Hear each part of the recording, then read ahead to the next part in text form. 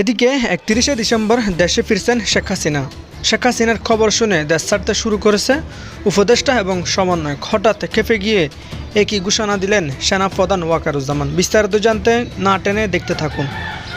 এখন বাংলাদেশে সবচেয়ে বেশি আলোচিত হচ্ছে যে 31 তারিখে কি হতে যাচ্ছে। 31 তারিখে কি সমন্বয়করা বিপ্লবী সরকার গঠন করবে, ঘোষণা দিবে শহীদ মিনারে, নাকি 31 তারিখ সেনাবাহিনী ক্ষমতা দখল করবে? অবস্থায় নিয়ে এসে সেখান থেকে কিছু করা, এটা একটা সময় সাপেক্ষ ব্যাপার হয়ে দাঁড়িয়েছে। কারণ সকলের যে সহযোগিতার প্রয়োজন ছিল একটি সিস্টেমকে সুন্দরভাবে সামনের দিকে এগিয়ে নিয়ে যাওয়ার জন্য, সেই সহযোগিতা এই রাষ্ট্র এই মুহূর্তে এই সিস্টেমের সকলের কাছে থেকে, সম্পৃক্ত যারা রয়েছেন তাদের কাছে থেকে প্রত্যাশা অনুযায়ী পায় না। এটি একটি লিগ্যাল ডকুমেন্টেশন থাকা উচিত। 30 ডিসেম্বর হঠাৎ করে গতকালকে রাত্রে থেকে সমন্বয়করা, আমাদের উপদেষ্টার একাংশ, তারা একযোগে যখন ফেসবুকে লিখছেন যে 31শে ডিসেম্বর নাও অর নেভার, শব্দ ইউজ করতেছেন কমরেড, জনগণের মধ্যে চিন্তা আবার কি চাও তোমরা। তারপর ধাপে ধাপে আসতে শুরু করলো। আমরা এর আগে কৌতূহল তৈরি হলো যে কি হতে যাচ্ছে, টিজারের মতো অ্যাডভার্টাইজমেন্টের। আস্তে আস্তে আসতে শুরু করলো যে তারা জুলাই অভ্যুত্থানের ঘোষণাপত্র তারা সেদিন দেবেন। আসসালামু আলাইকুম রহমতুল্লাহ। সবাই কেমন আছেন? আশা করি সবাই অনেক অনেক ভালো এবং সুস্থ আছেন। সবাইকে স্বাগতম জানাচ্ছি আমাদের আরেক নতুন ভিডিওতে। প্রতিদিনের মতো আমি আবু রিয়াদ ফারুকি আবারও চলে আসলাম নতুন একটা ভিডিও নিয়ে। ইতিমধ্যে আপনারা সবাই ভিডিওর টাইটেল এবং থাম্বনেল দেখে বুঝতে পেরেছেন আজকে কি বিষয়টা নিয়ে কথা বলবো। আজকে যে বিষয়টা নিয়ে কথা বলবো খুবই গুরুত্বপূর্ণ একটা বিষয়। দেশের যে বর্তমান রাজনীতির যে চলমান পরিস্থিতি চলতেছে তারই ধারাবাহিকতায় আজকের ভিডিও। এই ভিডিওর শুরুতে আপনারা বেশ কিছু অংশ বিশেষ দেখেছেন, যেগুলো দেখে বুঝতে পেরেছেন আজকের ভিডিওটি কতটুকু গুরুত্বপূর্ণ হতে চলেছে। তাই এই বিষয়টা নিয়ে বেশি বিস্তারিত বলবো না, কারণ বিস্তারিত বলতে গেলে ভিডিওটা অনেক লম্বা হয়ে যাবে। তাই আমরা মূল আলোচনা চলে আসি। তার আগে আপনাকে ছোট্ট একটি অনুরোধ জানিয়ে রাখতে চাই, যারা আমাদের ফারুকি অনলাইন ইউটিউব চ্যানেলটিতে এখনো নতুন আছেন, চ্যানেলটি সাবস্ক্রাইব করে সাথে থাকবেন, যাতে পরবর্তী আপডেট দেওয়ার সাথে সাথে আপনার কাছে নোটিফিকেশন পৌঁছে দেয়। অবশ্যই পাশে থাকা বেল বাটনটি অন করে রাখতে ভুলবেন না। দর্শক, আর বেশি কথা বলাচ্ছি, আমরা একটি ভিডিও প্রচারের মাধ্যমে বিস্তারিত দেখে আসবো। ভিডিওটা একটু লম্বা হবে, আপনাকে অনুরোধ করবো ভিডিও ধৈর্য সহকারে শেষ পর্যন্ত দেখে আপনার মতামত আশা করি কমেন্ট করে জানাতে ভুলবেন। এখন বাংলাদেশে সবচেয়ে বেশি আলোচিত হচ্ছে যে 31 তারিখে কি হতে যাচ্ছে। 31 তারিখে কি সমন্বয়করা বিপ্লবী সরকার গঠন করবে, ঘোষণা দিবে শহীদ মিনারে, নাকি 31 তারিখ সেনাবাহিনী ক্ষমতা দখল করবে, সেনাবাহিনী ক্ষমতা নিবে।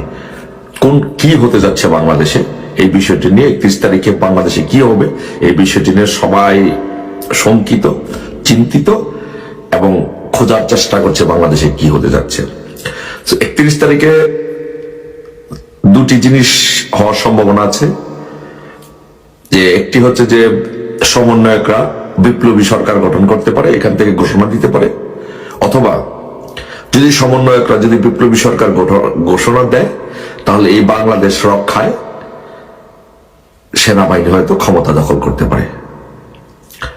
অথবা যদি এই দুটির কিছুই যদি না হয় তাহলে হয়তোবা বাংলাদেশ অন্য রাজনৈতিক প্রেক্ষাপটের দিকে মন দেবে। বাট আপাতত 31 তারিখ যদি ওরা যে চিন্তা ভাবনা নিয়ে এগুচ্ছে, যতটুকু ইনফরমেশন আছে, যদি এরা বিপ্লবী সরকার গঠন করতে চায় তাহলে সেনাবাহিনী অবশ্যই হস্তক্ষেপ করবে এবং সেনাবাহিনী ক্ষমতা নিয়ে নিবে। কারণ ওরা বিপ্লবী সরকার গঠন করতে চায় এই কারণে যে বিপ্লবী সরকার গঠন ছাড়া এই মুহূর্তে সমন্বয়কদের সামনে, উপদেষ্টাদের সামনে আর কোনো রাস্তা নেই। কেন রাস্তা নেই? যদি নির্বাচন হয়, কারণ বাঁচতে হলে এই সমন্বয়কদের এবং উপদেষ্টাদের বাঁচতে হলে বিপ্লবী সরকার করে বাঁচতে হবে, নয়তো এই দেশ ছাড়তে হবে, দুইটার একটা। কারণ ওরা যদি এখন এই মুহূর্তে যদি নির্বাচন হয় তাহলে হয়তো আওয়ামী লীগ ক্ষমতা আসবে, হয়তো বিএনপি ক্ষমতা আসবে। আওয়ামী লীগ ক্ষমতা আসলে ওরা নিরাপদ নয়, বিএনপি ক্ষমতা আসলে ওরা নিরাপদ নয়। যে এই ক্ষমতা আসে না কেন, তাদের গণপিটুনিতে নিহত হওয়ার সম্ভাবনা বেশি। কারণ পৃথিবীর ইতিহাসে যদি বিপ্লবীদের, সেটা অনেক লম্বা আলোচনা, পৃথিবীর ইতিহাসে যদি বিপ্লবীদের ইতিহাস খোঁজেন তাহলে এরকমই হয়েছে। সো একইভাবে বাংলাদেশে এই জিনিসটি হতে পারে। কারণ সেনাবাহিনীর ভিতরে যে 2% উগ্রপন্থী আছে, যারা চাচ্ছে যে একটি বিপ্লবী সরকার, ইসলামিক জঙ্গি বিপ্লব বা ইসলামিক বিপ্লবী সরকার গঠন হোক। কিন্তু 98% সেনাবাহিনী, এর মধ্যে 10-15%, 15 থেকে 20% বিএনপি পন্থী, তারপর বাকি যারা আছেন হচ্ছেন মুক্তিযুদ্ধের পক্ষের শক্তি, আর কিছু আছেন যে অল্প কিছু আছেন যে তারা কোনো দিকেই যাচ্ছেন না, যেতে চায় না, তারা চায় দেশের শান্তি। বেসিক্যালি তারা রাজনীতি এত বেশি একটা রাজনীতি পছন্দ করেন না। এখন এই 2% উগ্রপন্থী সেনাবাহিনী যদি বিপ্লবী সরকারের দিকে যায় তাহলে কিন্তু রাষ্ট্রটা ধ্বংস হয়ে যাবে। তাহলে 98% সেনাবাহিনী বিপ্লবপন্থী সহ তাহলে তারা সিদ্ধান্ত নেবে যে এই দেশটাকে রক্ষা করতে হলে বিপ্লবী ইসলামী বিপ্লবী সরকার গঠন থেকে রক্ষা করতে হলে তাদেরকে ক্ষমতা নিতে হবে। তখন সেই ক্ষেত্রে এরা যদি, এই সমন্বয়করা যদি 31 তারিখে বিপ্লবী সরকার গঠন করতে চায় তাহলে সেনাবাহিনী অবশ্যই এখানে হস্তক্ষেপ করবে এবং সেনাবাহিনী ক্ষমতা নেবে। আর যদি ওরা বিপ্লবী সরকার গঠন না করে তাহলে হয়তোবা 31 তারিখে সেনাবাহিনীর ক্ষমতা নেওয়ার সম্ভাবনা নেই। এই জন্য 31 তারিখকে ঘিরে একটি রাজনৈতিক অস্থিতিশীলতা এবং রাজনৈতিক একটি হাই টেম্পার বাংলাদেশে এখন চলছে যে কি হতে যাচ্ছে 31 তারিখে। 31 তারিখে কি সেনাবাহিনী ক্ষমতা নেবে না সমন্বয়করা বিপ্লবী সরকার গঠন করবে, কোন দিকে যাচ্ছে? এই জন্য পুরো বাংলাদেশের মানুষ, পুরো দেশ ও জাতি অপেক্ষা করছে যে আসলে 31 তারিখ কোন দিকে যাচ্ছে। 31 তারিখ সো আমরা সকলেই 31 তারিখের জন্য অপেক্ষা করছি। আমরাও শঙ্কিত যে 31 তারিখে কি হতে যাচ্ছে। বাট আমি এখানে আওয়ামী লীগের নেতৃবৃন্দকে, মুক্তিযুদ্ধের সপক্ষের শক্তিকে, সকলকে, ছাত্রলীগ যুবলীগ সহ যারা আছেন সকলকে সতর্ক অবস্থায় থাকার জন্য অনুরোধ করবো। 31 তারিখে সারা বাংলাদেশে একটা সতর্ক অবস্থার মধ্যে থাকবেন। যদি বিপ্লবী সরকার গঠন হয় তাহলে সেনাবাহিনী অবশ্যই হস্তক্ষেপ করবে এবং সেনাবাহিনী ক্ষমতা নেবে। সেনাবাহিনী ক্ষমতা নেওয়ার সাথে সাথে ধরে নিতে হবে যে আমাদের একটি প্রাথমিক বিজয় হয়েছে। প্রাথমিক বিজয় হলে সাথে সাথে এদেরকে, এই সমন্বয়কদেরকে সবাইকে গ্রেপ্তার করা হবে, অ্যারেস্ট করা হবে, উপদেষ্টাদেরকে অ্যারেস্ট করা হবে। রাজপথের সাথে সাথে আমাদের সকলের রাজপথে অবস্থান নিয়ে সারা দেশ একসাথে আমাদের শক্তির জানান দিতে হবে, শক্তির মহড়া দিতে হবে, প্রদর্শন করতে হবে এবং রাজপথ যেন 31 তারিখ আমাদের থাকে সেই ব্যবস্থা করতে হবে। সেই জিনিসটির জন্য সকলকে সেই বিষয়টি 31 তারিখটি অবজারভেশনে রাখতে হবে এবং প্রস্তুতি নিয়ে রাখতে হবে। 31 তারিখে যদি এরকম ধরনের কোনো ঘটনা হয় যে ওরা বিপ্লবী সরকার ঘোষণা দিতে চায় শহীদ মিনার থেকে 31 তারিখে দুপুর 3টায় যে সমাবেশ হবে, তাহলে সেনাবাহিনী যদি হস্তক্ষেপ করে তাহলে সাথে সাথে আমাদের সেনাবাহিনীর পাশে দাঁড়াতে হবে এবং এদের কাছ থেকে বাংলাদেশকে রক্ষা করতে হবে। তাই দেশের সকলকে, মুক্তিযুদ্ধের সপক্ষের শক্তির সকলকে, আওয়ামী লীগের সকল সহযোগী সংগঠনকে অনুরোধ করব যে আপনারা 31 তারিখে সকলে সতর্ক অবস্থায় থাকবেন, নজর রাখবেন, প্রস্তুতি নিয়ে রাখবেন। যদি কোনো ঘটনা ঘটে সাথে সাথে যেন আমরা রাজপথে নেমে আসতে পারি। সবাই আমরা 31 তারিখের অপেক্ষায়। আশা করি ইনশাল্লাহ যদি এরকম কিছু হয় যে সেনাবাহিনী হস্তক্ষেপ করে ক্ষমতা নেয়। কি হতে যাচ্ছে 31 ডিসেম্বর এ বিষয়ে জরুরি সংবাদ সম্মেলন করছে বৈষম্য বিরোধী ছাত্র আন্দোলন। আমরা সরাসরি চলে যাচ্ছি সেখানে। বাংলাদেশের মানুষ দুর্ভিক্ষের শিকার হয়। এরপর ৪র্থ বছরেই তারা হচ্ছে একদলীয় শাসনে, তাদের উপর একদলীয় শাসন চাপিয়ে দেওয়া হয়। ধারাবাহিকভাবে পরবর্তীতে সেনা শাসন আসে। সেনা শাসনের বিরুদ্ধে, স্বৈরাচার এরশাদের বিরুদ্ধে দেশের মানুষ আবার রক্ত দেয়, আবার লড়াই করে। সেই ধারাবাহিকতায় 90-এর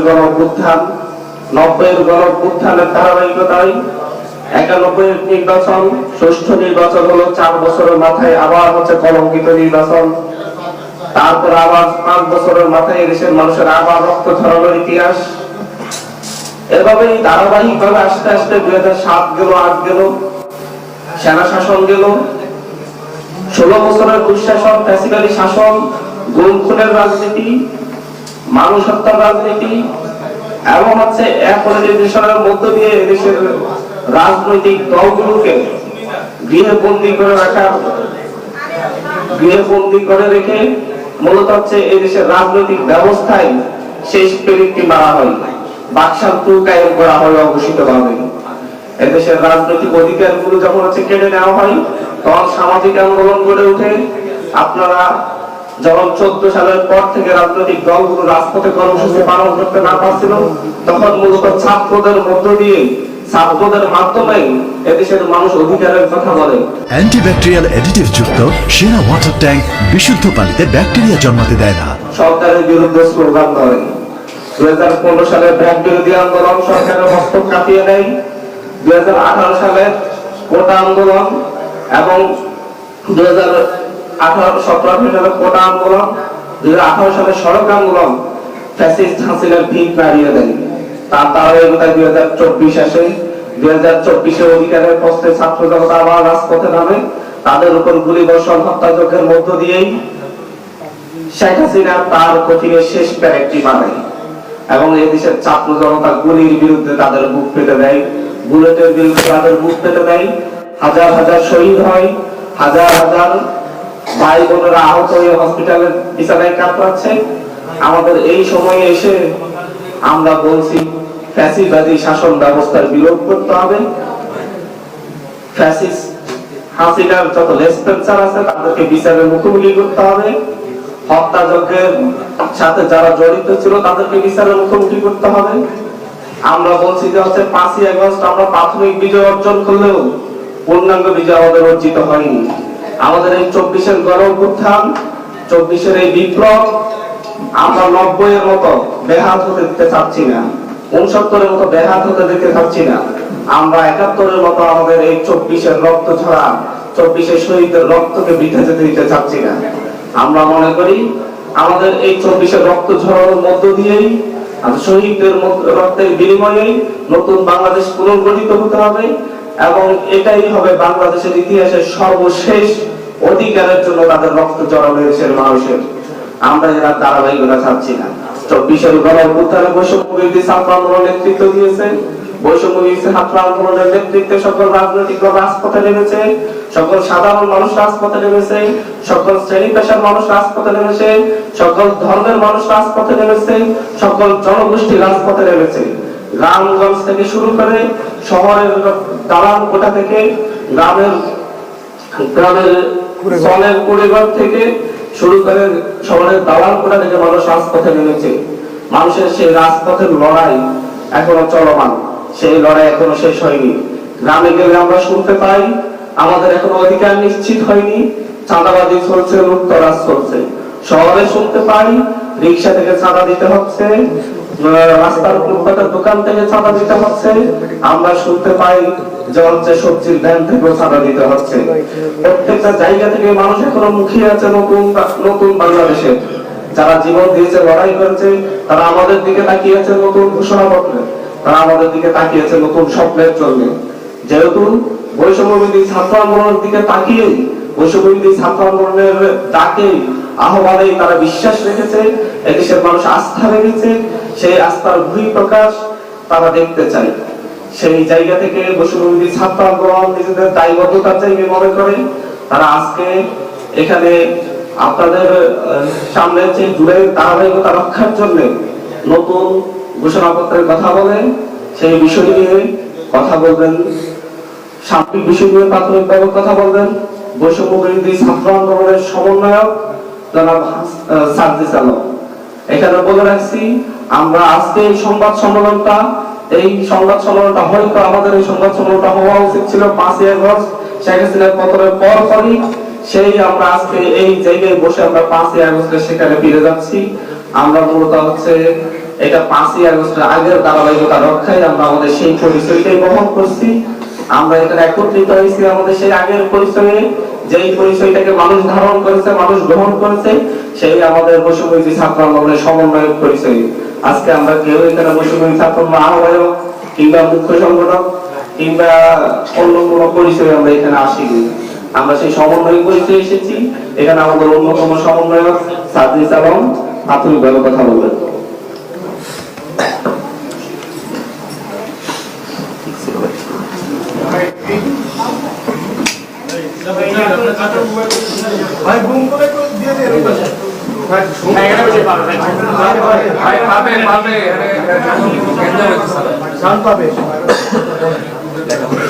বৈষম্যবিরোধী ছাত্র আন্দোলনের অন্যতম সমন্বয়ক আব্দুল মিনান মাসুদ। আমাদের এই জুলাই অভ্যুত্থানের প্রেক্ষাপট, বাংলাদেশের কিংবা এই বাংলা জনপদের পূর্বের যে ইতিহাস, সেই ইতিহাস প্রেক্ষাপটগুলো আমাদের সামনে তুলে ধরেছেন। আমরা জাস্ট আমাদের জায়গা থেকে যে জিনিসটি মনে করি যে এই 24-এর অভ্যুত্থান হওয়ার পিছনে যে কারণগুলো ছিল, যে প্রেক্ষাপটগুলো ছিল, এই প্রেক্ষাপট 16 বছরে তৈরি হয়নি। এই প্রেক্ষাপট 53-54 বছরের প্রেক্ষাপট, এই প্রেক্ষাপট 250 বছরের প্রেক্ষাপট। আমরা আমাদের জায়গা থেকে মনে করি যে বিগত 16 বছরে এই প্রেক্ষাপট তার সকল মাত্রা অতিক্রম করেছিল এবং নির্যাতন, নিপীড়ন, অন্যায়, জুলুম, ক্ষমতার অপব্যবহার, সিন্ডিকেট, চাঁদাবাজি, মানুষকে জিম্মি করা, খুন, হত্যা, সকল কিছু এই বিগত 16 বছরে মানুষের যে ধৈর্যের বাঁধ, সেই বাঁধ ভেঙে দিয়েছিল। এবং সবশেষে আসলে এই 16 বছর এর নির্যাতন, নিপীড়ন শেষে এই 24-এর অভ্যুত্থানে, এই 24-এর কোটা সংস্কার আন্দোলন একটি যৌক্তিক আন্দোলন, একটি ছাত্রদের আন্দোলন দিয়ে শুরু হলো, এটি 5 অগস্টে গিয়ে শেষ হয় একটি বিপ্লবে। আমরা সেই জায়গা থেকে আসলে আমরা মনে করি যে আমাদের বিপ্লবের যে প্রথম যে ধাপ, একটি ধাপ মাত্র আমরা অতিক্রম করেছি এবং আমাদের এই জুলাই বিপ্লবের যে ঘোষণাপত্র, সেটি আমরা আমাদের জায়গা থেকে মনে করি অবশ্যই ঘোষণা করা আরো আগে প্রয়োজন ছিল। কিন্তু আমাদের জায়গা থেকে আমরা দেখেছি যে 2024-এর এই যে পুরো বাংলাদেশ রাষ্ট্রটির বিভিন্ন সিস্টেম, এই করাপ্টেড সিস্টেমগুলোকে একটি স্থিতিশীল অবস্থায় নিয়ে এসে সেখান থেকে কিছু করা, এটা একটা সময় সাপেক্ষ ব্যাপার হয়ে দাঁড়িয়েছে। কারণ সকলের যে সহযোগিতার প্রয়োজন ছিল একটি সিস্টেমকে সুন্দরভাবে সামনের দিকে এগিয়ে নিয়ে যাওয়ার জন্য, সেই সহযোগিতা এই রাষ্ট্র এই মুহূর্তে এই সিস্টেমের সকলের কাছে থেকে, সম্পৃক্ত যারা রয়েছেন তাদের কাছে থেকে প্রত্যাশা অনুযায়ী পায় না। সেই জায়গা থেকে কিছুটা বিলম্ব হলেও আমরা আমাদের জায়গা থেকে মনে করি যে বিগত 16 বছরে মানুষ কিভাবে আসলে অন্যায়, অত্যাচার, নিপীড়নের শিকার হয়েছে এবং কোন ঘটনাগুলোর প্রেক্ষাপটে এই অভ্যুত্থানটি সংগঠিত হয়েছে। মানুষ জীবনের মায়া না করে, রক্তের মায়া না করে, পরিবারের মায়া না করে রাজপথে নেমেছে এবং খুনি হাসিনার পতন হয়েছে। এই প্রেক্ষাপটগুলো এবং এই যে মানুষ রাজপথে নেমেছে, মানুষ রাজপথে জীবনের মায়া ত্যাগ করে নামার পিছনে কিছু কারণ ছিল। প্রত্যেক মানুষের মনে কিছু স্বপ্ন ছিল, আকাঙ্ক্ষা ছিল, একটা স্পিরিট ছিল। এই স্পিরিট গুলো কি ছিল এবং সামগ্রিকভাবে এই যে আমাদের জুলাই বিপ্লব, এই বিপ্লব থেকে আগামী বাংলাদেশের মানুষ যারা এই অভ্যুত্থানের সাথে সম্পৃক্ত ছিল, যারা ফ্যাসিস্ট বিরোধী আন্দোলনে প্রত্যক্ষ এবং পরোক্ষভাবে অংশগ্রহণ করেছিল, তাদের প্রত্যাশা কি, আশা, আকাঙ্ক্ষা কি। আমরা আমাদের জায়গা থেকে মনে করি এই সামগ্রিক বিষয়গুলো আমাদের এই জুলাই বিপ্লবের সামগ্রিক বিষয়গুলো একটি ঘোষণাপত্রে লিখিতভাবে লিপিবদ্ধ থাকা প্রয়োজন। আমরা আমাদের জায়গা থেকে মনে করি এই ঘোষণাটি আমাদের সামগ্রিকভাবে পুরো বাংলাদেশের একটি লিখিত দলিল হিসেবে থাকবে, যেই দলিল আমাদের নতুন করে যে স্বপ্নগুলো, সেই স্বপ্নগুলোকে ধারণ করবে, যেই দলিল আমাদের বিগত সিস্টেমগুলোকে রিজেক্ট করবে, নতুন যে সিস্টেমগুলো আমরা প্রত্যাশা করি সেগুলোকে বাস্তবায়নের পথ দেখাবে। আমরা মনে করি আমাদের এই ঘোষণাপত্রটি বিগত যে সিস্টেমগুলো মানুষ আসলে তাদের জায়গা থেকে গ্রহণ করেনি এবং আগামীতে যে সিস্টেমগুলো মানুষ চায় তার মধ্যে পার্থক্যটি তৈরি করবে এবং আগামীতেও বাংলাদেশের মানুষের দায়িত্ব যারা ভোটের মাধ্যমে গ্রহণ করবে তাদের ক্ষেত্রেও এটি একটি নির্দেশিকা হিসেবে থাকবে যে কোন বিষয়গুলোর প্রেক্ষাপটে এই 24-এর বিপ্লবটি হয়েছে, কোন বিষয়টির প্রেক্ষাপটে এই 24-এর বিপ্লবের পরবর্তী নতুন আশা আকাঙ্ক্ষাগুলো তৈরি হয়েছে এবং মানুষ কি চায়। তো সামগ্রিক যে বিষয়গুলো আমরা আমাদের জায়গা থেকে মনে করি কিছুটা বিলম্ব হলেও একটি ঘোষণাপত্রে লিপিবদ্ধ থাকা দরকার। সেই বিষয়টি আসলে আমরা আমাদের এই প্রোক্লেমেশন অফ জুলাই রেভলিউশন আমরা সেখানে লিখিতভাবে লিপিবদ্ধ করব এবং আমরা এটি একটি খসড়া করেছি ইতিমধ্যে এবং এখানে বাংলাদেশের যারা এই অভ্যুত্থানের সাথে সরাসরি এই আমাদের বিপ্লবের সাথে সরাসরি অংশগ্রহণ করেছে, বিভিন্ন রাজনৈতিক দলের, মতের, ধর্মের, বয়সের যারা মানুষ রয়েছে তাদের কাছে তাদের বিভিন্ন জায়গা থেকে মতামত দেওয়া হচ্ছে, এটি সংশোধন, পরিবর্তন, পরিমার্জন করা হচ্ছে এবং আমরা বিশ্বাস করি আমাদের এই বিপ্লব যেমন ফ্যাসিস্ট বিরোধী সকলকে ধারণ করতে পেরেছিল, আমাদের এই ঘোষণাপত্র সকলের আশা আকাঙ্ক্ষাকে ধারণ করতে পারবে। এটি আগামী বাংলাদেশের ঘোষণাপত্র, এটি কোন নির্দিষ্ট দলের, মতের, ধর্মের, বয়সের মানুষের ঘোষণাপত্র নয়। যেমন ভাবে 24-এর বিপ্লবটি সকলের ঘোষণাপত্র ছিল, আমরা আমাদের জায়গা থেকে মনে করি বাংলাদেশের এই অন্তর্বর্তীকালীন সরকার যারা এই বিপ্লবের ফলে এসেছে, তারা থেকে শুরু করে যে সকল ফ্যাসিস্ট বিরোধী রাজনৈতিক দল একসাথে রাজপথে লড়াই করেছে, তাদের সকলের মতামত এবং সক্রিয় অংশগ্রহণের মাধ্যমেই আমরা আমাদের জায়গা থেকে আমাদের জাতীয় শহীদ মিনার, যেখানে একদম অফিসিয়ালি 6 জুন প্রথম আমাদের এই আন্দোলনটি শুরু হয়েছিল, সেখানে আমরা 31 ডিসেম্বর আমাদের জায়গা থেকে এই ঘোষণাপত্রটি একসাথে আমরা ঘোষণা করার একটি প্রস্তুতি নিচ্ছি। এবং এই সামগ্রিক বিষয় নিয়ে আমাদের এই মুহূর্তে বৈষম্য বিরোধী ছাত্র আন্দোলনের আমাদের এই বিপ্লবে অন্যতম সমন্বয়ক হাসনাত আব্দুল্লাহ তার জায়গা থেকে তার কথাগুলো উপস্থাপন করবে। Better late than never. এই যে আমরা ঘোষণাপত্র, আমাদের অভ্যুত্থানে আমাদের বিপ্লবের যে ঘোষণাপত্রটি, সেটা আমাদের 5ই অগাস্টই হওয়ার উচিত ছিল। আপনারা দেখেছেন এটি না হওয়ার কারণে এই যে ফেসিবাদের পক্ষের যে শক্তিগুলো সর্ব জায়গাতে, মিডিয়াতে, বুদ্ধিজীবী পাড়ায়, তারপর হচ্ছে আমরা যে যাদেরকে উৎখাত করেছি বিদেশে বসে, তারা ষড়যন্ত্র করেই যাচ্ছে এবং এটা এক ধরনের লেজিটিমেসিকে প্রশ্ন করছে।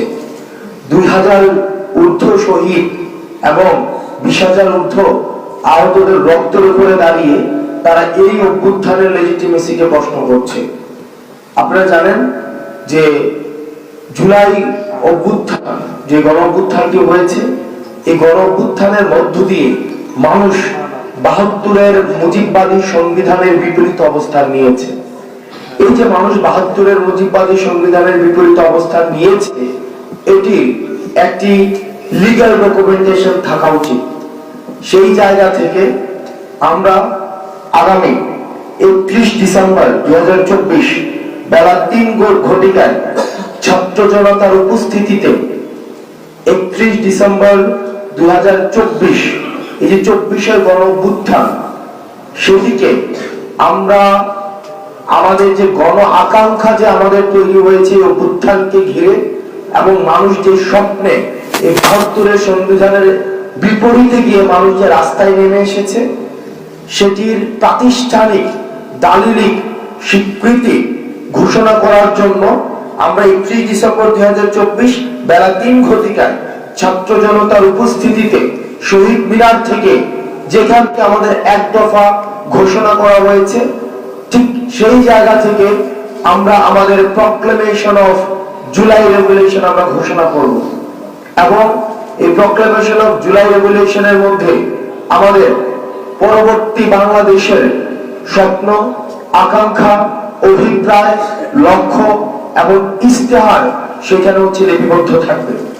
এটি কোনো দলের কোনো প্রক্লেমেশন না, এটি নির্দিষ্ট কোনো শ্রেণীর প্রক্লেমেশন না, বরং আমাদের এই যে ঐতিহাসিক, যে আমরা প্রতারিত একটি প্রজন্ম, ঐতিহাসিক ভাবে আমাদের যে স্বপ্নগুলো ঐতিহাসিক বিভিন্ন স্তরে স্তরে আমাদের বঞ্চিত হয়েছে, আমরা প্রতারিত হয়েছি, এই প্রক্লেমেশনের মধ্য দিয়ে আমাদের এই বঞ্চিতের ধারাবাহিকতা যেন আর না থাকে এবং আমাদের গণমানুষের আশা আকাঙ্ক্ষার যেন প্রতিফলন ঘটে, সেটির একটি ইস্তিহার জনগণের সামনে, জাতির সামনে সেখানে ঘোষণা করা হবে।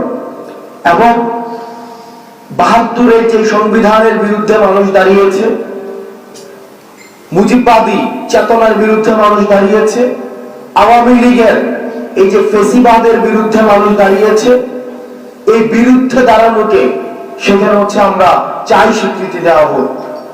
আমরা চাই এই মুজিববাদী সংবিধান কবরস্থ ঘোষণা করা হবে।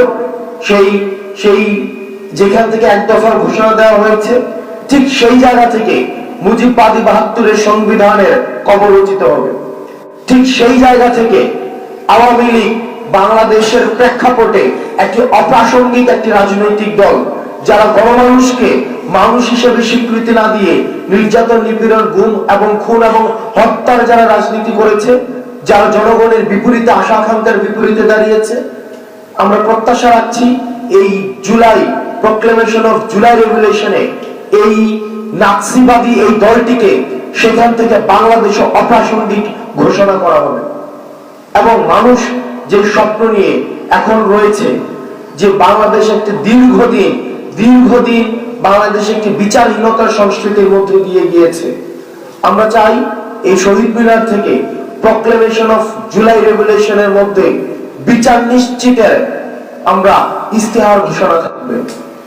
বাংলাদেশের প্রত্যেকটি প্রান্তিক জনপদ থেকে একদম শহর পর্যন্ত যারা 5ই আগস্টে পূর্বে এবং 5ই আগস্ট পর্যন্ত এবং পরবর্তী সময়ে আপনারা বাংলাদেশকে গঠন করার জন্য, বিনির্মাণের জন্য রাস্তায় নেমে এসেছিলেন, ঠিক একইভাবে আমাদের 31শে ডিসেম্বর আমরা শহীদ মিনার প্রাঙ্গণে আমরা সবাই আবার মিলিত হব এবং আমরা আমাদের পরবর্তী বাংলাদেশ বিনির্মাণের যে আকাঙ্ক্ষা, সেই আকাঙ্ক্ষা আমরা একসাথে ঘোষণা করব।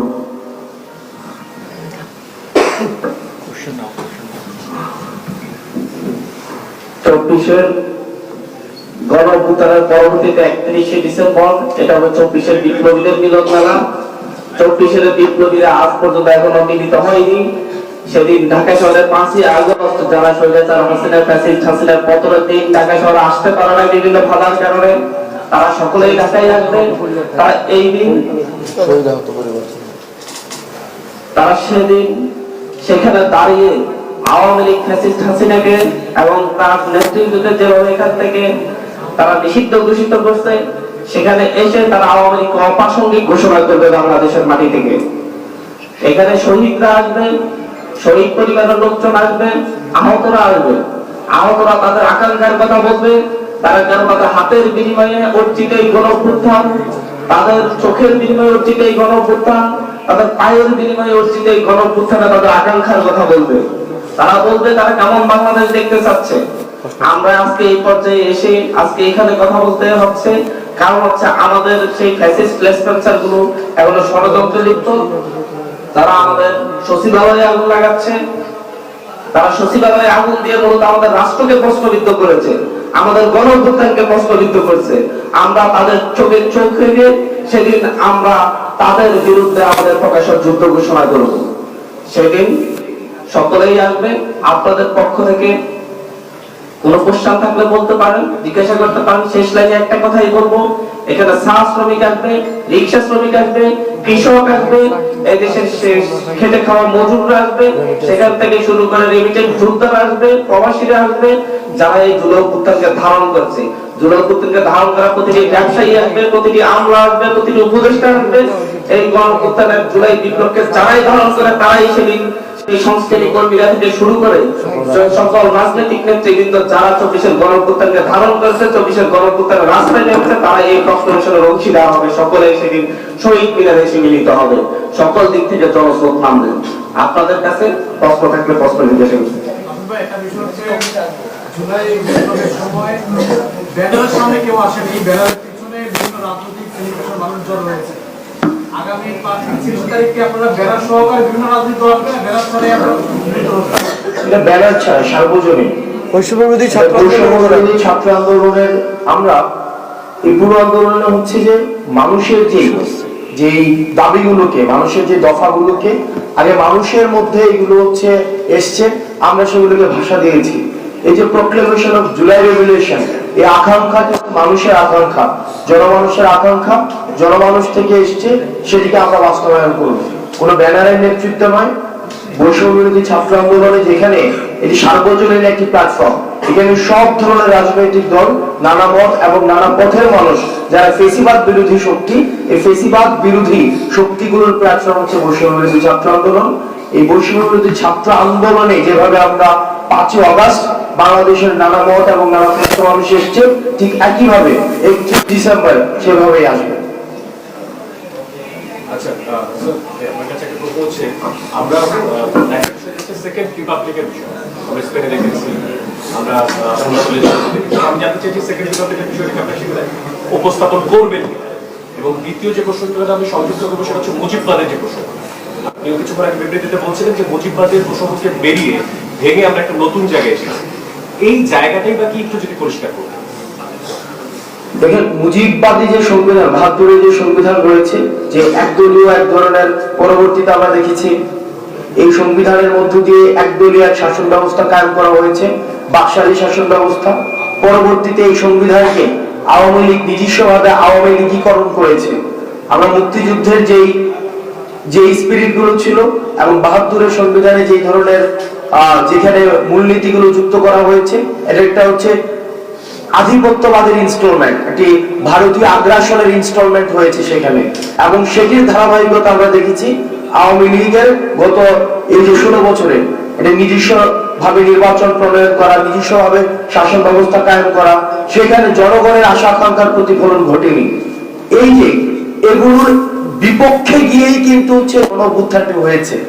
আমরা এই গণ অভ্যুত্থানে এই মানুষের যেই আমরা যে বলছি এগুলোর বিপক্ষে গিয়ে সেখানে আমরা স্পষ্ট করব আমাদের এই প্রক্লেমেশন অফ জুলাই রেভলিউশনে যে বেসিক্যালি এই মুজিববাদী সংবিধানটা কিভাবে গণমানুষের আকাঙ্ক্ষাকে বিনষ্ট করেছে এবং ঠিক কিভাবে এটার আমরা রিপ্লেসমেন্ট করতে চাই, সেটিরই হচ্ছে বই প্রকাশ হবে, সেটিরই হচ্ছে ঘোষণা হবে প্রক্লেমেশন অফ জুলাই রেভলিউশনের মধ্যে।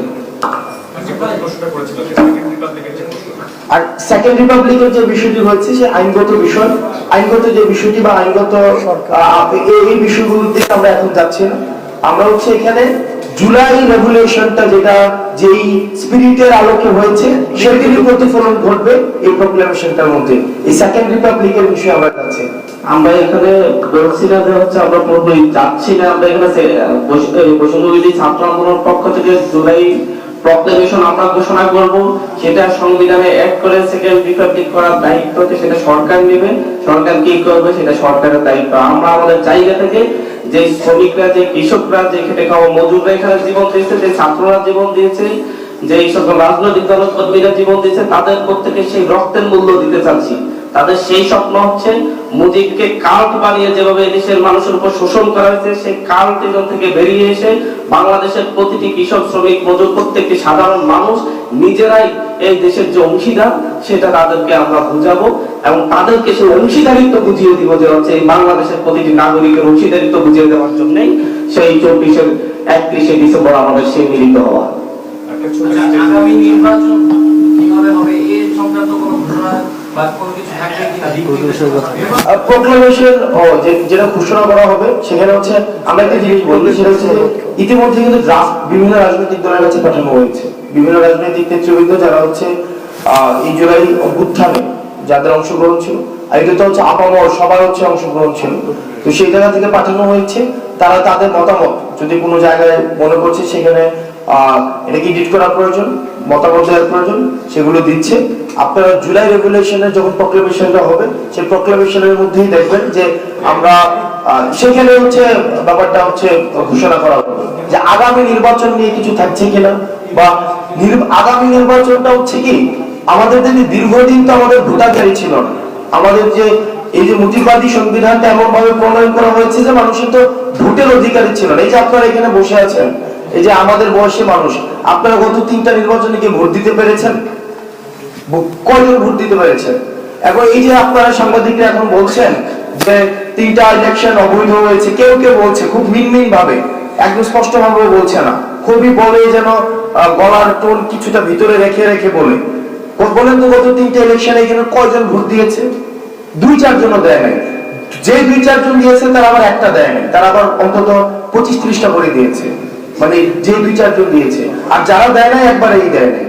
তো এই যে ন্যারেশনটা আমাদেরকে বঞ্চিত করে রাখা হয়েছে, জনগণকে রাষ্ট্রীয় যে শাসনের মধ্যে, আমরা রাষ্ট্রীয় শাসনের মধ্যে জনগণ কিভাবে অংশগ্রহণ করে সেটা হচ্ছে ভোট প্রদানের মধ্য দিয়ে। এই ভোট প্রদান থেকে বঞ্চিত করা হয়েছে। এই বিষয়গুলো আমরা প্রত্যাশা করছি এই জুলাই রেভলিউশনে আসবে। আর পরবর্তী নির্বাচন কাঠামো কিভাবে নির্ধারিত হবে সেটা আমাদের সংস্কার কার্যক্রম চলছে সকল রাজনৈতিক দলের মতামতের ভিত্তিতে। সেটি অবশ্যই সেই সংস্কার কাঠামোর মধ্য দিয়ে সেই বিষয়টি উঠে আসবে।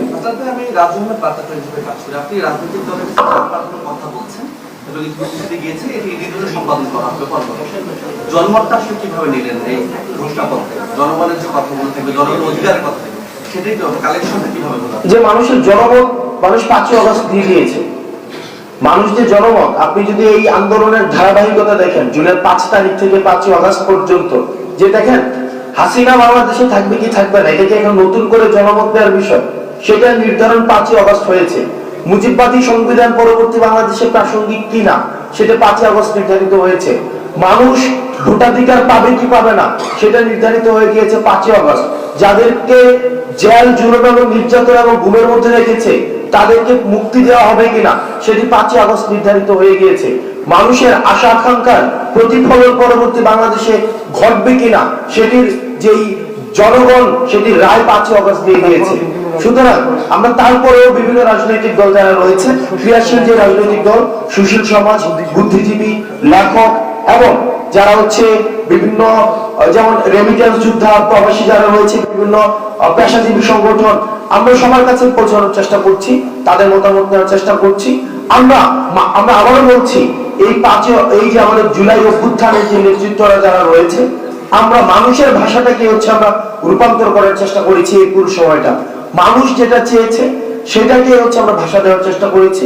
তো সেই জায়গা থেকে সেটির ধারাবাহিকতাই হচ্ছে এই প্রক্লেমেশন অফ জুলাই রেভলিউশন। মানুষের বিষয়টাতে গেল একটু আবাসনিক আর এই সংবাদ শুনতে আপনার বিরুদ্ধে একটা অভিযোগের বিষয় আমরা শুনছি এবং বিবিসি এবং এনপির প্রতিবেদনের বরাদ্দ দেওয়া হয়েছে। আসলে আপনি গতকাল ফেসবুকে পোস্ট করেছেন এই বিষয়টা কি, এবং সাবজেক্ট ভাইয়ের প্রশ্ন, আপনি খুব সম্ভবত পঞ্চবার একটি বক্তব্যে বলেছেন যে বৈষম্য ছাত্র আন্দোলন এবং নাগরিক কমিটি কোনো রাজনৈতিক প্ল্যাটফর্মে যাবে না, কিন্তু এর আগে কিন্তু সরকারের রাজনৈতিক প্ল্যাটফর্ম আসতেছে এরকম কোনো বার্তা আসলে গণমাধ্যমে এসেছে। বিষয়টি যদি একটু ক্লিয়ার করা হয়, দুটি বিষয়। Thank you. আমার বিষয় ইতিমধ্যে স্পষ্ট করা হয়েছে, সুতরাং আপনি যে প্রেস রিলিজটির মধ্যে হচ্ছে আমার যে পুরো ঘটনা, একটি গণমাধ্যম নিয়ে, গণমাধ্যমের সাংবাদিকদেরকে নিয়ে যেই আমাকে জড়িয়ে যেভাবে মানে যেই ইভেন্টটি ক্রিয়েট করা হয়েছে সেটার আদ্যপান্ত আমি সেখানে হচ্ছে বিস্তারিত ব্যাখ্যা করেছি। আর সার্জিসের বিষয়টি আচ্ছা, পঞ্চগড়ে অ্যাকচুয়ালি যে কথাটা বলা হয়েছিল সেটা ছিল যে বৈষম্য বিরোধী ছাত্র আন্দোলন এবং জাতীয় নাগরিক কমিটি, এই দুটি যে আমাদের প্ল্যাটফর্ম, এই দুটি প্ল্যাটফর্মের কোনোটি রাজনৈতিক দল হবে না। বৈষম্য বিরোধী ছাত্র আন্দোলন পুরো বাংলাদেশের ফ্যাসিস্ট বিরোধী এই বিপ্লব যেটি রয়েছে আমাদের 24-এ, এই বিপ্লবের একটা ঐক্যের প্রতীক এবং এটা আলাদা একটা ইউনিক একটা আমাদের প্ল্যাটফর্ম। আমরা চাই আগামীর বাংলাদেশে যে কোনো এমন যদি প্রয়োজন হয় দেশ এবং দেশের মানুষের জন্য রাজপথে নামার, তখন আমাদের এই যে প্ল্যাটফর্মটি বৈষম্য বিরোধী ছাত্র আন্দোলন সেটি এরকম একটা ইউনিক এবং আমাদের ইউনিটির সিম্বল এরকম একটা প্ল্যাটফর্ম হয়ে থাকুক। এই প্ল্যাটফর্মটি কখনো রাজনৈতিক দলে যাবে না। আরেকটি কথা ছিল আমাদের যে জাতীয় রাজনৈতিক আমাদের জাতীয় নাগরিক কমিটি, আমাদের জায়গা থেকে যেটি বলা হয়েছিল এটি একটি রাজনৈতিক শক্তি, কিন্তু রাজনৈতিক দল হবে না। এখান থেকে জাতীয় নাগরিক কমিটি থেকে হতে পারে, বৈষম্য বিরোধী ছাত্র আন্দোলন থেকে হতে পারে, দুই জায়গা থেকে যারা আগামীর বাংলাদেশের তরুণ প্রজন্মের নেতৃত্বের জায়গাটিতে যেতে চায়, এবং আমরা বিশ্বাস করি অবশ্যই এই অভ্যুত্থানের ডিমান্ড হচ্ছে তাদের সেখানে যাওয়া উচিত। তারা নতুন কোন রাজনৈতিক দল যেটি আসছে এক বা একাধিক, সেখানে তারা যুক্ত হতে পারে, কিন্তু এই দুটি প্ল্যাটফর্মের নামে আগামীতে কোনো রাজনৈতিক দল হবে না। যে রাজনৈতিক দল এক বা একাধিক আগামীর বাংলাদেশে আমরা প্রত্যাশা করছি আমরা দেখব, সেটি অবশ্যই অন্য কোনো নামে হবে, এই বিষয়টি বলা হয়েছিল। থ্যাংক ইউ ভাই, thank you so very much. আর সবার জন্য জাস্ট ছোট একটা অ্যানাউন্সমেন্ট, 1 ডিসেম্বর যেমন হচ্ছে এটা আনঅফিসিয়াল অ্যানাউন্সমেন্ট, না আনঅফিসিয়াল ভাই আপনাদের জানানোর জন্য, 1 ডিসেম্বর যেমন হচ্ছে আমাদের এটা হচ্ছে বিকাল 3টায় শহীদ মিনারে, সকাল 11টা জুলাই শহীদ স্মৃতি ফাউন্ডেশনের সামনে, অর্থাৎ হোটেল ইন্টারকন্টিনেন্টালের পাশে ওই প্রাঙ্গণটাতে জুলাই শহীদ স্মৃতি ফাউন্ডেশনের এই বছরে সকল কার্যক্রম, হিসাব নিকাশ, আপডেট, সহযোগিতা, সীমাবদ্ধতা সবকিছু সংবাদ সম্মেলনের মাধ্যমে তুলে ধরা হবে 31 তারিখ সকাল 11টায়। কাইন্ডলি আপনাদের সেখানে আসার আমন্ত্রণ করা হচ্ছে। 31শে ডিসেম্বর হঠাৎ করে গতকালকে রাত্রে থেকে সমন্বয়করা, আমাদের উপদেষ্টার একাংশ, তারা একযোগে যখন ফেসবুকে লিখছেন যে 31শে ডিসেম্বর নাও অর নেভার শব্দ ইউজ করতেছেন কমরেড। জনগণের মধ্যে চিন্তা, আবার কি চাও তোমরা ভাই? কেউ কেউ ভাবছেন যে এদিন অন্য কিছু ঘটবে, কারণ আজকে যে ঘোষণাটা তারা দিয়েছে, বলা হচ্ছে যে প্রোক্লেমেশন অফ জুলাই রেভলিউশন, বাংলাদেশে ইংরেজি নাম, যাই হোক আমি বিষয়টা বুঝে নাই, তো আমরা যেটা বুঝতে পারছি সেটা আপনাদেরকে বোঝানোর চেষ্টা করতেছি। এটা হচ্ছে তারা 31 ডিসেম্বরে প্রোক্লেমেশন অফ জুলাই রেভলিউশন তারা ঘোষণা করবেন। তো এটা কি? ছাত্র আন্দোলনের নেতাদের বক্তব্য যে আপনার 31শে ডিসেম্বর বিকাল 3টায় কেন্দ্রীয় শহীদ মিনারে তারা ঘোষণা দিবেন। আর তাদের বক্তব্য যে শেখ হাসিনা সরকারের পতন আন্দোলনে ঐতিহাসিক 9 দফার ঘোষণা দিয়েছিলেন, আর এখন অভ্যুত্থানের পর নানান কারণে এই প্রোক্লেমেশন ঘোষণার সময় সুযোগ পাইনি, আমরা আগামী 31শে ডিসেম্বর এটা ঘোষণা করতে যাচ্ছি। তো এখানে বলা হচ্ছে জুলাই আগস্টের যে বিপ্লবী ঘোষণাপত্র পাঠপত্র, এখানে অনেক কিছু তারা আলোচনা করবেন, কিন্তু কেউ কেউ বলছেন যে না ভাই, এটার বাহিরে আরো কিছু আছে। কি থাকতে পারে? কেউ বলছেন যে না, নতুন রাজনৈতিক দলটা হয়তো সামনে নিয়ে আসবে, হয়তো আরো কোনো একটা চমক থাকবে, কারণ তারা তো মেটিকুলাস প্ল্যান করে। এই বৈষম্যবিরোধী ছাত্র আন্দোলনের পোলাপাইনটা কিন্তু মানে এখন আর কেউ হালকা নিচ্ছে না। আওয়ামী সরকারের পতনের স্টাইলটা কিভাবে হয়েছে দেখছেন তো, কোটা থেকে 9 দফা, 9 দফা থেকে 5 দফা, এরপরে ঠাস করে 1 দফা, তারপরে বলছে আজকে নয়তো কখনোই না, ঠাস করে কিন্তু পুরো ঘটনা হয়ে ফেলছে। So it was A meticulous plan. Doctor Yunus বলছিলেন মাস্টার মাইন্ড আছে এই ঘটনায়। তো এখন 31শে ডিসেম্বরকে কেন্দ্র করে যে ঘোষণা তারা দিয়েছে, যেই বক্তব্যটা তারা দিয়েছে যে ওই দিন তারা কি কি করতে যাচ্ছে, আমার আগের ভিডিওতে দেখে নেবেন। তবে এই ভিডিওটার প্রেক্ষাপটটা হচ্ছে যখন এই কমেন্টগুলো আসছে, আমরা সেই কমেন্টগুলোর মধ্যে খেয়াল করছি যে 31শে ডিসেম্বর ছাত্ররা বর্তমান সংবিধান বাতিল করে বিপ্লবী সরকার গঠনের চূড়ান্ত প্রস্তুতি নিচ্ছে। তারা বলছে হয় ইনসাফ নয় ইন্তেকাল। মানে এরকম কিন্তু অনেক বক্তব্য কমেন্টের মধ্যে আসা শুরু হয়েছে যে আপনার এই সংবিধান বাতিল করে তারা বিপ্লবী সরকার গঠনেরও একটা চূড়ান্ত হুঁশিয়ারি দিতে পারে। কারণ নির্বাচন ইস্যুতে বিএনপির যে শক্ত অবস্থান তাদের মধ্যে এবং বিএনপির মধ্যে যে পাল্টাপাল্টি অবস্থান, টকশোতে যে ধারাবাহিক বক্তব্য, মানে এই বিষয়গুলো এখানে সামনে আসছে। বলা হচ্ছে যে আপনার এই ঘোষণাপত্র রাজনৈতিক দলগুলো আপনার যদি সমর্থন দেয় তাহলে এর ফলাফল কি হতে পারে। অনেকে বলছেন যে এই ঘোষণাপত্রে আসলে কি কি থাকতে পারে, এটা এখনো কনফার্ম হওয়া যায়নি তাদের বক্তব্যের কারণে। তো এরপরে আপনারা বলছেন যে বিপ্লবের রক্তের সাথে বেইমানি না করে বিপ্লবের দেশপ্রেমিক নাগরিকদেরকে নিয়ে বিপ্লবী সরকার গঠন করা হোক। এখানে বেশিরভাগ আলোচনা পিনাকি ভট্টাচার্য, সাংবাদিক ইলিয়াস, বিভিন্ন জনের বিভিন্ন ভিডিও বার্তা, তারপর হচ্ছে ছাত্রদের আচমকা এই ধরনের বক্তব্য। তো এখানে ঘোষণাপত্র পাঠ করা হবে এতটুকু আমরা বুঝতে পারছি। বা সেইখানে কি ওই দিন আরো অন্য কোনো অবস্থান তৈরি হতে পারে যে বিপ্লবী সরকার আমরা চাই, হইতে পারে, এটা কিন্তু হালকা নিচ্ছে না কেউ। অথবা আগামী এত বছর নির্বাচন হবে না, জনগণ তাদের সাথে আছে, প্রত্যেক সময় রাজনৈতিক দলগুলো এগুলোই বলে। তো সব মিলিয়ে ধোঁয়াশাটা কিন্তু কাটছে না। জুলাই আগস্টের ঘোষণাপত্রের বাহিরে আর কি, কেউ কেউ বলছেন যে ভাই এই ঘোষণা দিয়ে কি লাভ হবে, আর এটা নিয়ে কেন কমরেডস এবং নানান ধরনের কি বলা হয় যে আসলে এই আয়োজনটা করা হচ্ছে বা এইভাবে ব্যাপক প্রচারণা চালানো হচ্ছে। কেউ বলছেন যে রেভলিউশনারি গার্ড রেজিমেন্ট গঠন না করলে প্রোক্লেমেশন মিনিংলেস হবে। আর জুলাই আগস্টের বিপ্লব যে ব্যাহত হয়ে গেছে, সমন্বয়কের একটা ডাক দিলে মানুষ কি আসবে কিনা সেইটারও আরেকবার ঝালাই করার চেষ্টা হয়তো করা হচ্ছে। কেউ বলছেন যে ভাই প্রোক্লেমেশন ঘোষণা করা হয় বিপ্লবের আগে, বিপ্লবের পরে প্রোক্লেমেশন দেয় প্রতারকরা। তো কেউ বলছেন নতুন দুটি সরকারি দল হবে, একটি সরকারি অন্যটা বিরোধী, এরকম নানান বক্তব্য আপনার আসছে। আসলে কি ঘটতে যাচ্ছে ধোঁয়াশা কাটছে না। আমরা হয়তো তখনই বুঝতে পারবো যে কি ঘোষণাপত্র তারা পাঠ করে, সময় বলে দিবে। আপাতত অপেক্ষা করুন। গতকাল সন্ধ্যার পর থেকে একটা কৌতূহল ফেসবুকে মাথা চাড়া দিল। বৈষম্য বিরোধী ছাত্র আন্দোলন এবং জাতীয় নাগরিক কমিটির যারা সদস্য আছেন তারা তাদের প্রোফাইলে 31 ডিসেম্বরকে টার্গেট করে নানান রকম কথা, নাও অর নেভার, তারপর ধাপে ধাপে আসতে শুরু করলো। আমরা এর আগে কৌতূহল তৈরি হলো যে কি হতে যাচ্ছে, টিজারের মতো অ্যাডভার্টাইজমেন্টের। আস্তে আস্তে আসতে শুরু করলো যে তারা জুলাই অভ্যুত্থানের ঘোষণাপত্র তারা সেদিন দেবেন, প্রক্লেমেশন।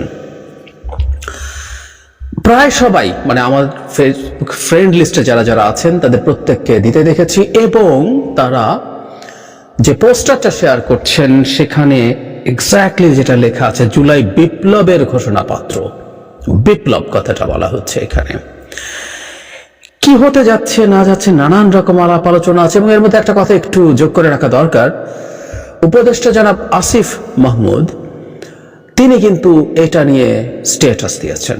আমরা এই প্রশ্ন স্বাভাবিকভাবেই করতে পারি যে সরকারের একজন উপদেষ্টা এটা নিয়ে কথা বলতে পারেন কিনা, কারণ কি হতে যাচ্ছে, প্রক্লেমেশন হলে কি হয় না হয় সেসব আলাপ তো আমরা মোটামুটি জানি। এর আগে একটু জিনিস যোগ করে রাখা দরকার যে কিছুদিন আগে বেশ কয়েক সপ্তাহ হয়ে গেল এই দুটো সংগঠন বৈষম্য বিরোধী ছাত্র আন্দোলন এবং জাতীয় নাগরিক কমিটি তারা কম্বাইন্ডলি একটা সমাবেশ করেছিলেন শহীদ মিনারেই, এবং শহীদ মিনারেই তারা অনেকগুলো দাবি দিয়েছিলেন। এর মধ্যে ছিল ছাত্রলীগকে নিষিদ্ধ করা, রাষ্ট্রপতিকে অপসারণ করার জন্য সময়সীমা বেঁধে দেওয়া হয়েছিল, এবং সেখানে দুটো কথা বলা হয়েছিল, প্রক্লেমেশন অফ সেকেন্ড রিপাবলিক বা রিপাবলিক এভাবে বলি, এবং নতুন সংবিধান লেখা, আগের সংবিধান বাতিল, নতুন সংবিধান লেখা। আমি আসবো, আসলে তারা কি করতে চেয়েছেন একটা ইশারা আছে, আমি সেটা নিয়ে কথা বলবো। জনাব হাসনাত একজনের একটা স্ট্যাটাস শেয়ার করেছেন। সো আমরা জনাব হাসনাতকে আমরা জানি অত্যন্ত গুরুত্বপূর্ণ একজন সমন্বয়ক, এবং এই মুহূর্তে বৈষম্য বিরোধী ছাত্র আন্দোলনের প্রধান ব্যক্তি তিনি। সুতরাং তাকে তিনি যেটা শেয়ার করছেন তাকে গুরুত্ব দেব। সেই স্ট্যাটাসে যা বলা হয়েছে সেটা প্রসঙ্গেও বলবো, কিন্তু তার আগে বিপ্লব প্রসঙ্গে দু একটা কথা আছে। বিপ্লব নিয়ে বিস্তারিত করছি না, আমি আলাদা একটা ভিডিও করব, কিন্তু যেহেতু এখানে বিপ্লবের কথা বলা হচ্ছে, এখানকার ঘোষণাপত্র দেওয়া হবে, আমরা নিশ্চয়ই মনে করতে পারি এই গণঅভ্যুত্থান হয়ে যাওয়ার পর থেকে কিছু মানুষ, খুব উল্লেখযোগ্য একজন পাবলিক ইন্টেলেকচুয়াল, এটাকে বিপ্লব হিসেবে বলতে চেয়েছিলেন এবং চেয়েছিলেন যে শহীদ মিনারে একটা শপথ নিয়ে বিপ্লবী সরকার হবে। শেখ হাসিনা নিযুক্ত রাষ্ট্রপতি জনাব শাহাবুদ্দিন চুপ্পুর অধীনে শপথ নিয়ে সবকিছু ধ্বংস হয়ে গেছে ইত্যাদি ইত্যাদি, এবং আমরা বড় বিপদে পড়ে যেতে যাচ্ছি সংবিধানটাকে রেখে। আমাদের মনে আছে নিশ্চয়ই, আমি এটার বিরুদ্ধে ঠিক প্রথম দিন থেকেই ফাইট করেছি, যেখানে যেখানে সুযোগ এসছে, আলাপ এসছে, নিজের চ্যানেলে কথা বলেছি, টিভি চ্যানেলে কথা বলেছি, কারণ এই আলাপটা খুব ট্র্যাকশন পাচ্ছিল। আস্তে আস্তে মনে হচ্ছিল যে আলাপটা আর খুব বেশি নেই, কিন্তু এখন আবার দেখা যাচ্ছে আমাদের মনে স্বভাবজাতভাবে প্রশ্ন আসবে যে কেন এটা করা হচ্ছে। আগে আমি জনাব হাসনাত আব্দুল্লাহ যে স্ট্যাটাসটা শেয়ার করেছেন সেটা একটু পড়ি, তাহলে আমরা খুঁজে বের করার চেষ্টা করতে পারবো। প্রক্লেমেশন অফ রেভলিউশন কেন লাগবে? রেভলিউশন বলা হচ্ছে বিপ্লব, আমার আপনার এবং আমাদের সবার অস্তিত্ব বাঁচাইতে লাগবে। আমাদের এই বিপ্লবকে সত্যিকার অর্থে বিপ্লবের রূপ দিতেই প্রক্লেমেশন লাগবে। এই কাজ হওয়ার দরকার ছিল 5ই আগস্ট, কিন্তু দেরিতে হইলেও যে হচ্ছে এইটা অস্বস্তির খবর। এখন আপনাদের মনে প্রশ্ন জাগতে পারে যে প্রক্লেমেশন জিনিসটা আসলে কি। এটা মূলত রাজনৈতিক বন্দোবস্তের আক্ষরিক অর্থে ঘোষণা। তো এই ঘোষণাটা ঠিক কি করে খেয়াল করি। এই যে ধরেন সরকার, এটা তো সংবিধান অনুযায়ী অবৈধ। প্রক্লেমেশন সে সংবিধানকে সরাসরি চ্যালেঞ্জ করে এবং সংবিধানকে প্রক্লেমেশনের আলোকে ব্যাখ্যা এবং সংশোধন করতে বাধ্য করে। যে স্টেট সিস্টেম আপনাকে আমাকে এখন পর্যন্ত নিয়মতান্ত্রিকভাবে ফাঁসির আসামি বানায় রাখছে, সে স্টেট সিস্টেমকে খারিজ করে দেয়। ভুল আছে মানে লিখে ফেললেই তো হয়ে যায় না। যেমন এই সরকার সংবিধান অনুযায়ী অবৈধ, উত্তর হচ্ছে অবৈধ না। সংবিধানে লেখা না থাকলেও বৈধ হতে পারে, এবং সেটা কিভাবে বৈধতা আনা হয়েছে তারা খোঁজ নিলেই আসলে জানতে পারবেন। আর্টিকেল 106 দিয়ে রেফারেন্স নেওয়া হয়েছে। নট অনলি দ্যাট, ফাঁসির আসামি বানায় রাখতে নিয়মতান্ত্রিক ভাবে ইটস নট এগেইন কারেক্ট। এখন পঞ্চদশ সংশোধনে যে অংশগুলো বাতিল করা হয়েছে তার মধ্যে এই ফাঁসির যে আইন নিয়ম আছে সেটাও বাতিল করা হয়েছে। সুতরাং এখন বর্তমান সংবিধানের আলোকে কেউ ফাঁসির আসামি নন। আচ্ছা, আমরা তর্কের খাতিরে ধরে নিলাম। এছাড়া এই প্রক্লেমেশন আরো কি কি করতে পারবে? এই যে আমাদের নিত্যদিনের অভিযোগ থাকে যে এটা কোনো এভাবে হচ্ছে না ওভাবে হচ্ছে না, এই সব হিসাব নিকাশ বদলানোর জন্য এই প্রক্লেমেশন জরুরি। রাষ্ট্রযন্ত্রের যে সকল বস্তাপচা নিয়মের কারণে সব কাজ পিছিয়ে যায় তা ছুঁড়ে ফেলে জুলাইয়ের আলোকে নতুন রাষ্ট্র কাঠামো তৈরির ভিত্তি হবে প্রক্লেমেশন। যে নতুন বাংলাদেশের স্বপ্ন এই দেশের মানুষ দেখেছে তা বাস্তবায়ন হবে এর মাধ্যমে। এর কাজ হওয়া উচিত ছিল অনেক আগেই, দেরি হয়ে গেছে মাস পাঁচেক, কিন্তু তাও হচ্ছে। জুলাইকে ধারণ করা প্রতিটি ব্যক্তির আকাঙ্ক্ষা পূরণ হবে এর মাধ্যমে। যে বাংলাদেশ 2.0 পয়েন্ট ওর কথা আমরা এতদিন ধরে বলে এসেছি তা সত্যি হবে 31 তারিখ। আমি থাকবো সেদিন শহীদ মিনারে মুজিববাদের কবর রচনা করতে, আপনারা থাকবেন তো? মানে মুজিববাদের কবর রচনা করার আলাপও করছে, মানে আমি তারা কেন জানি না এই দুটো সংগঠন মুজিববাদকে খুব সামনে আনছে। মুজিববাদ বলে একটা বস্তু আছে আমরা জানি, আমরা সেই আলোচনায় আজকে আর ঢুকছি না, কিন্তু শেখ হাসিনা তার লাস্ট 15 বছর মুজিববাদকে প্রতিষ্ঠিত করেছেন, ওটাকে রাখতে চেয়েছেন, ওটাকে সামনে রেখে শাসন করেছেন। কোনোভাবেই মনে করি না একটা আটারলি ডাকাতকে, মানে সব কতগুলো ডাকাত, টপ ডাকাত, মাঝারি, ছোট ডাকাত মিলে একটা দেশকে ডাকাতি করেছে, ওখানে মুজিববাদ আনা হয়েছে। সরি, আমি মনে করি না, কিন্তু তারা খুব লিখছেন, অনেকেই মুজিববাদের কবর রচনা করবেন 31 তারিখ সেরকম লিখছেন। কিন্তু এখানকার জরুরি কথাটা হচ্ছে মোটা দাগে তারা আসলে এই প্রক্লেমেশন মানে সবকিছু, মানে সংবিধান তারা যেটা আলাপ করছিলেন যে সংবিধান নতুন করে লেখা সবকিছু প্রক্লেমেশনের আলোকে হবে এবং সংবিধানটাকে বাতিল বা স্থগিত করা হবে, ইনি অন্তত লেখেননি। কিন্তু এই আলাপটা করা হয়েছে যে বিপ্লব, যারা বিপ্লব বলছেন, বিপ্লবের সাথে সাথে এই সংবিধানের আর কোনো এক্সিস্টেন্স নেই, নতুন সংবিধান লেখা হবে, তার আগে অন্তর্বর্তী কতগুলো অর্ডারের মাধ্যমে দেশ চলবে, এই জিনিসগুলো বলা হয়েছিল। আমি একটা জিনিস খেয়াল করেছি, এটা একটু শেয়ার করতে চাই। জনাব হাসনাত আবদুল্লাহর সাথে আমি একটা টক শোতে ছিলাম, জনাব খালেদ মহিউদ্দিনের সাথে। সেখানে তিনি দ্ব্যর্থহীন ভাষায় স্বীকার করেছেন যে বিপ্লবী সরকার তাদের না গড়া ভুল ছিল। এখানেও ঠিক একই টোন। আমি এই জায়গাটা আবার একটু বলছি, আমাদের এই বিপ্লবকে সত্যিকার অর্থে বিপ্লবের রূপ দিতে এই প্রক্লেমেশন লাগবে। এটা কাজ হওয়ার কথা ছিল 5 আগস্ট, কিন্তু দেরিতে হইলেও এটা যে হচ্ছে এটা স্বস্তির খবর। মানে একটা বিপ্লব হয়েছে সো কল্ড, সেটা সে সময় একটা বিপ্লবী সরকার হয়নি, একটা প্রক্লেমেশন হয়নি, সেটা 5 মাস পরে সেই প্রক্লেমেশন দিয়ে বিপ্লবটাকে বিপ্লব হিসাবে প্রতিষ্ঠিত করা হবে। মানে বিপ্লবের ইতিহাস এবং বিপ্লবীরা বিজয়ী হলে যা যা করে তার সাথে যদি মেলাই, এটা ম্যাচ করে না, আসলেই ম্যাচ করে না। যাই হোক, সব তর্ক আজকে সরিয়ে রাখি এবং আমি আবার একটা আসলে এখানে এক্সক্লুসিভ ভিডিও করিনি, অনেক ভিডিওর মাঝে কথা বলেছি। একটা গণঅভ্যুত্থানকে বিপ্লব বলার বিপদ যেখানে, সেটা হচ্ছে কেন বিপ্লব না, এটা নিয়ে আমার আর্গুমেন্টগুলো আবার বলবো আলাদা একটা ভিডিওতে খুব দ্রুতই। কিন্তু বিপ্লবের সামনে যে এক্সপেকটেশনগুলো তৈরি হয়, গণঅভ্যুত্থান সেগুলো কখনো পূরণ করতে পারে না। ফলে গণঅভ্যুত্থানকে বিপ্লব মনে করে এক্সপেকটেশনগুলো করে গণঅভ্যুত্থান থেকে যা যা পাওয়ার ছিল সে পাওয়ার পথ নষ্ট হয়, সেটা নষ্ট হওয়ার লক্ষণ দেখছি। তারপর আমি জনাব হাসনাত একটা স্ট্যাটাস শেয়ার করেছেন, সেটাই হতে যাচ্ছে, ধরে নেওয়ার কিছু নেই, আবার ফেলে দেওয়ারও কিছু নেই। জনাব হাসনাত খুবই গুরুত্বপূর্ণ একজন সদস্য। আমি অন্যদেরটাও দেখলাম, আর কেউ তেমন কিছু বিস্তারিত লেখেননি কি করতে যাচ্ছেন। আমরা হয়তো আরো বুঝবো এবং 31 তারিখের পর আসলে আমরা আমাদের সিরিয়াস বা ফাইনাল কথাটা বলতে পারবো। হতেই পারে যে তারা আসলে ঠিক কি চান, তারা যেহেতু রাজনৈতিক দল তৈরি করছেন, এ দুটো সংগঠন মিলে তারা তাদের এক ধরনের ম্যানিফেস্টো ঘোষণা করতে পারে। দুই ব্যাপার, একটা প্রক্লেমেশন বলছেন তারা করবেন, সেটা করলে এটার ভিত্তিতে রাষ্ট্রকে যদি তারা এভাবে দেখতে চান, তাহলে সেটা কিভাবে তারা এনশিওর করবে। একটা সরকার আছে এবং এই সরকারটা এক্সিস্টিং কনস্টিটিউশন ফলো করে তারা থাকছে, কিছু বিচ্যুতি হচ্ছে যেগুলো পরে র্যাটিফাই করতে হবে।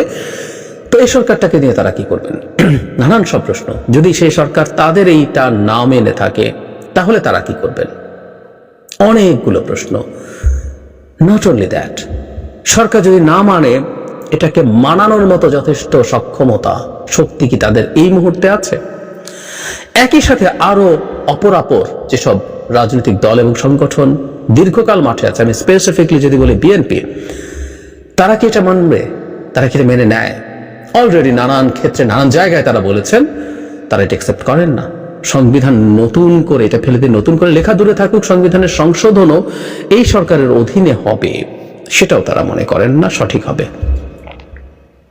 তাহলে বিএনপির সাথে তো তাদের স্পষ্ট, যদি তারা সত্যিকার অর্থেই সেরকম কিছু পরিবর্তন তৈরি করতে চায়, তাহলে বিএনপির সাথে তাদের সংঘাত হবে, সিরিয়াস সংঘাত হবে, প্রচন্ড অস্থিরতা হবে। এর মধ্যে সোশ্যাল মিডিয়াতে সেই অস্থিরতার নমুনা আমরা দেখতে পাচ্ছি। তাহলে এই প্রশ্নটা আসলো, তাদের এই প্রক্লেমেশন বা এটাকে নিয়ে তারা যে আউটলাইন সামনে দেবেন, রোড ম্যাপ সামনে দেবেন, সেটা কি দেশ গঠনের জন্য, নাকি একটা এনার্কি তৈরি করা? বাংলাদেশে একটা এনার্কি তৈরি হওয়ার সম্ভাবনা দেখা যাচ্ছে। নানা দিক থেকে নানান চেষ্টা হচ্ছে। আমরা যদি সব একত্র করি, আমরা দেখব ভারত, তারপরে শেখ হাসিনা সবাই মিলে তাদের যাবতীয় সম্পদ শক্তি সব ব্যবহার করছে আমলাদের বিদ্রোহ, আমি সবটাকে বিদ্রোহই বলতে চাই, বিদ্রোহ সাম্প্রতিক সময় আমরা দেখেছি এবং কি ভাষায় তারা বিদ্রোহ করছেন, কতটা স্পর্ধা তাদের হয়েছে।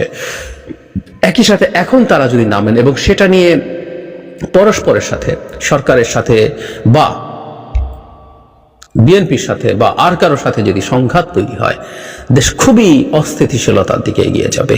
এই নৈরাজ্য মারাত্মক ক্ষতিকর হয়ে দাঁড়াবে। কেন করছেন তারা এটা?